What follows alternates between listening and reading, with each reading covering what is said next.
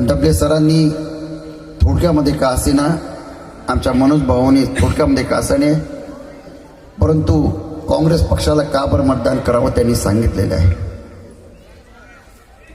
काँग्रेस पक्षानं मला उमेदवारी दिली. महाविकास आघाडीच्या माध्यमातून आणि मी आज आपल्या पुढे काँग्रेस पक्षाचा उमेदवार म्हणून मी आज आपल्या पुढे उभा आहे. काँग्रेस पक्षाची जे सिम्बॉल जे आहे पंजा चिन्ह 2 नंबरची बटन दाबून आपण सगळ्यांनी मला बहुमताने विजय करावी याकरता मी आपला आशीर्वाद घ्यायला आलेलो आहे. एवढं प्रथम मी बोलतो. मनोज भाऊ, तुम्ही फार चांगल्या मुद्द्यावरती हात टाकलेला होता. परमपूज्य बाबासाहेब आंबेडकरांनी संविधान आपल्याला दिलेलं आहे. हे संविधान बदलण्याचं काम कुठल्या मनोवादी विचाराचे लोक करतात आहे आणि ते म्हणजे बीजेपी पक्ष. कदाचित मी बीजेपी पक्ष म्हणून मी चुकीचं बोलतो आहे, कारण की आता सरकार जे आहे बीजेपीची सरकार नाही आहे. तुम्ही कोणालाही विचारा, बीजेपीचा माणसाला विचारा की सरकार किसकी आहे, तर तो स्वतःच म्हणजे बीजेपीवाला मोदी सरकार आहे. आणि जेव्हा मोदी सरकार जर आहे आणि तू मोदी म्हणजे कोण, तर कुठली संस्था आहे का, तर नाही. तर मोदी कोण आहे? एक व्यक्ती आहे. मोदी पक्ष आहे का, तर नाही, तो एक व्यक्ती आहे. आणि जेव्हा एक व्यक्ती जेव्हा राज्य शासन चालवतो तेव्हा लोकशाही संपते आणि हुकुमशाही येते असं आपण समजतो. म्हणजे कुठेतरी बाबासाहेबांचं संविधान संपवण्याचं काम हे लोक करणार आहे. आणि आपल्याला म्हणून जागृत राहायचं काम करायचं. लक्षात ठेवा, हे खूप गोष्टी करतात. काँग्रेसनी काय केलं, काँग्रेसनी काय केलं? अरे काँग्रेसने जे केलं ते तुम्ही गेल्या 10 वर्षात नाही करू शकले. लक्षात ठेवा, सरकार दिली तुमच्या हातामध्ये, पण काय केलं? तर तुम्ही काय केलं तर आमच्या आपसामध्ये भांडणं लावले. हिंदू मुस्लिम, पाकिस्तान हिंदुस्तान, आणि आता परत आपल्या समाजामध्ये पर्यंत ते येऊन गेले. अशा विचाराच्या लोकांना आपल्याला दूर ठेवणं गरजेचं आहे. मित्रांनो, तुम्हाला सांगतो, महालक्ष्मी योजना सुरू केली आहे. त्यामध्ये प्रत्येक महिलेला 3000 रुपये मिळणार आहे. लक्षात ठेवा. एवढंच नव्हे तर त्या महिलेला निशुल्क बस प्रवास सुद्धा मिळणार आहे. आणि त्यामध्ये दुसरी पंचसूत्रीमध्ये दुसरी जी अट आहे की ते माझे तरुण जे मुलं आहे, जे माझे बंधू आहे, त्या बेरोजगार तरुणांना दर महिन्याला 4000 रुपये सुद्धा त्यांच्या. त्याचप्रमाणे महिलांवर होणारा अत्याचार थांबवण्याकरता सुद्धा त्यांनी योजना जाहीर केलेली आहे. आणि सर्वात महत्त्वाची योजना म्हणजे महाविकास आघाडी म्हटलं आहे, आम्ही जातीय जनगणना करू.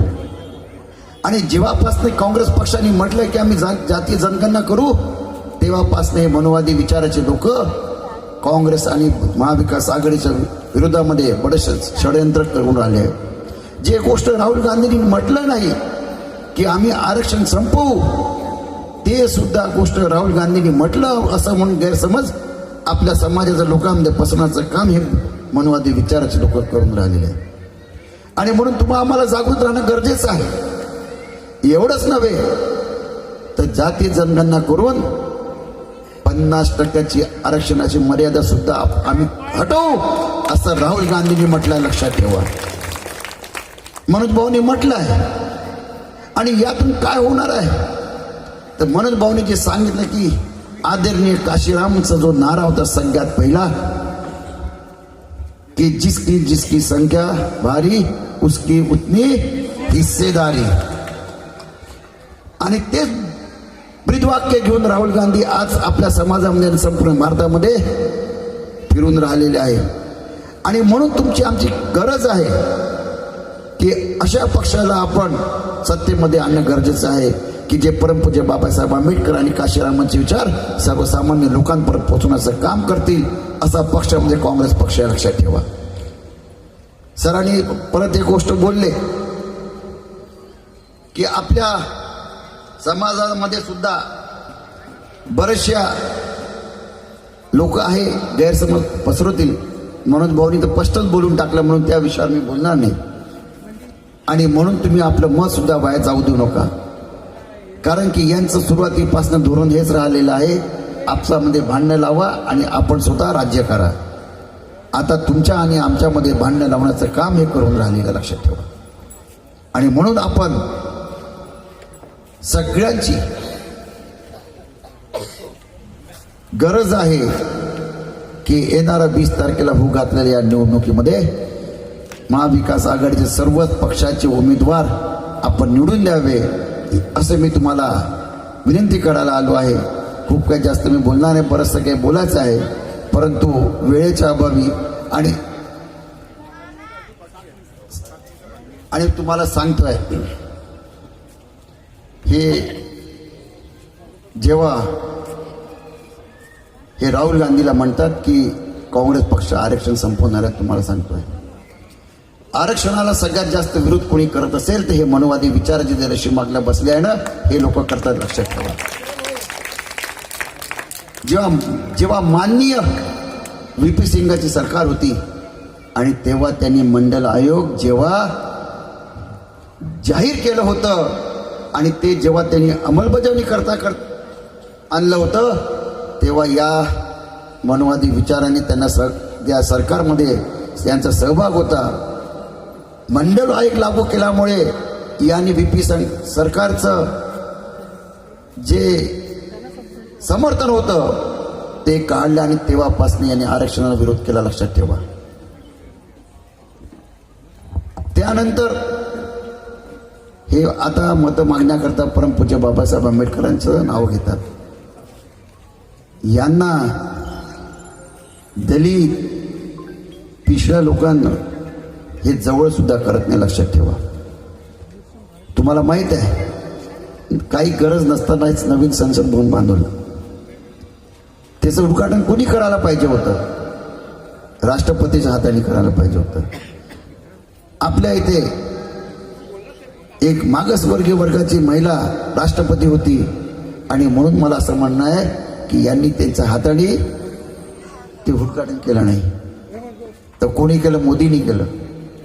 या सगळ्या गोष्टीचा विचार आपल्याला करायचा आहे. आपल्या सगळ्यांना माहित आहे की हे सरकार जे आहे हे आम्हाला आरक्षण तर दूर, साधं जवळ सुद्धा करत नाही. मित्रांनो, मी एक तुम्हाला सांगतोय, मी शिक्षण क्षेत्रामध्ये काम करतो आणि त्याच्यामुळे मला माहित आहे की हे कुठल्या पद्धतीने आरक्षण संपवण्याचं काम करतात आहे. शिक्षण क्षेत्रामध्ये तुम्हाला माहित, त्यानंतर 50% जे आहे ओपन कॅटेगरीमध्ये, त्या 200 लोकांपैकी 50 लोकांना ओपन कॅटेगरीमध्ये टाकायचं आणि त्याच्यानंतर मग कॅटेगरी वाल्याच्या जागा भरायच्या. मग SC असेल, ST असेल, OBC असेल. आता यांनी उलट केलं. आता यांनी काय केलं की पहिले कॅटेगरीच्या जागा भरतात, उरलेल्या जागा ओपन मध्ये भरतात. त्यामुळे काय होतं माहिती आहे का, आपल्या जे बहुजन समाजाच्या लोकांना जे जास्त जागा मिळत होत्या हे यांनी कमी केलेलं आहे. खाजगीकरण कशा करता करून राहिलं आहे? कारण की त्यांना आरक्षण संपवायचं आहे, म्हणून यांना हे खाजगीकरण करून राहिलं आहे. शासकीय क्षेत्रामध्ये कुठल्याही प्रकारचं विद्यार्थ्यांना किंवा बेरोजगारांना नोकऱ्या नाही आहे. मग काय होणार आहे? हे येणारी पिढी कुठे जाणार आहे? तर तुम्हाला सांगतो आहे, तर ही पिढी जी आहे व्यसनाच्या आहारी जाऊन राहिली आहे. मी तुम्हाला सांगतो, आपला एक लोकल मुद्दा तुम्हाला सांगतोय मनोज भाऊ. सध्या आपलं महाराष्ट्र गुन्हेगारीमध्ये 2 नंबरवर भारतामध्ये, जेव्हा की पूर्वी 10 नंबरच्या आतमध्ये पण नंबर राहत नव्हता. आता 2nd नंबरवर आणून ठेवलं या लोकांनी गुन्हेगारीमध्ये, लक्षात ठेवा.